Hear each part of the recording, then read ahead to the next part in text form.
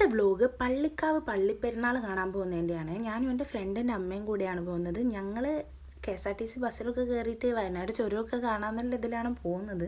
പക്ഷേ അൺഫോർച്ചുനേറ്റ്ലി ഞങ്ങൾക്ക് ചുരം കാണാനുള്ള സൈഡല്ല കിട്ടിയത്. അതിൻ്റെ ഒരു വിഷമം എൻ്റെ മുഖത്തുണ്ട്. ഞാനേതായാലും ഈ മസാലമോരൊക്കെ കുടിച്ച് അതങ്ങ് അഡ്ജസ്റ്റ് ചെയ്തു. അങ്ങനെ കോട് മൂടി കിടക്കുന്ന ചുരത്തിൻ്റെ ചെറിയൊരു ക്ലിപ്പ് എനിക്ക് കിട്ടി. അങ്ങനെ ഞങ്ങൾ വേഗം തന്നെ കൽപ്പറ്റ സ്റ്റാൻഡിലെത്തി. അവിടെ നിന്ന് പിന്നെ വേഗം വേറൊരു ബസ് കിട്ടി. അതിലും കയറി വേഗം ഓട്ടോയിലും കയറി. ഓട്ടോ പള്ളിയിലേക്ക് പോകുന്ന ഓട്ടോ ആയിരുന്നു.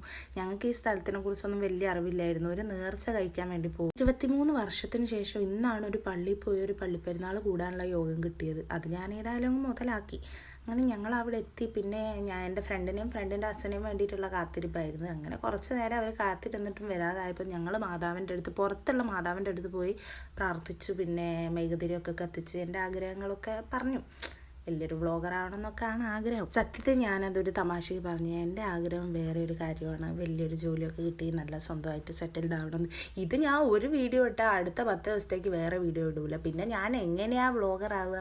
അതൊക്കെ എങ്ങനെയെങ്കിലുമൊക്കെ അങ്ങ് നടക്കും. ഒന്നാമത് മടിയാണ്. അതൊക്കെ ഒന്ന് മാറ്റി വെക്കണം. അപ്പോഴേക്ക് അവർ വന്ന് ഞങ്ങൾ എല്ലാവരും കൂടെ ഉള്ളിലേക്ക് നടന്നു പോകാട്ടോ. ഞാൻ വിഷയത്തിൽ നിന്ന് തെന്നി മാറിപ്പോയി. എൻട്രൻസിൽ നിന്ന് നടന്ന് വന്ന് ഇത് കണ്ടപ്പോഴാ സത്യം പറഞ്ഞാൽ എൻ്റെ കിളി പറന്നുപോയി. ഞാൻ ഇതുവരെ അടുത്തൊരു പള്ളി കണ്ടിട്ടില്ല കേട്ടോ. ചിലപ്പോൾ അതിൻ്റെ ഒരു എക്സൈറ്റ്മെൻ്റ് ആയിരിക്കാം. നല്ല രസമുണ്ടായിരുന്നു. ഇവിടെയുള്ള കാഴ്ചകളും അറിവുകളും ഒക്കെ എനിക്ക് പുതിയതായിരുന്നു.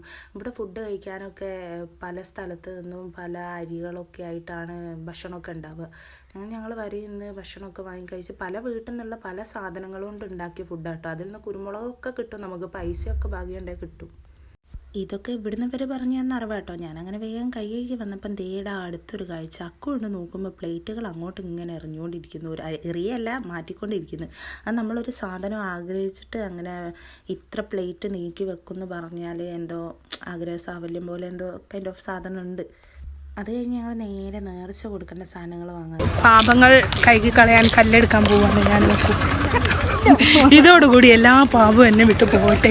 എടുക്കാൻ വേണ്ടി പോയി. ദേ ഈ കണ്ടില്ലേ, ഈ കല്ല് നമ്മുടെ തലയിൽ വെച്ചിട്ട് പള്ളിക്ക് 3 വട്ടം ചുറ്റിയാൽ നമ്മൾ ചെയ്ത പാപങ്ങളൊക്കെ പോകുന്ന.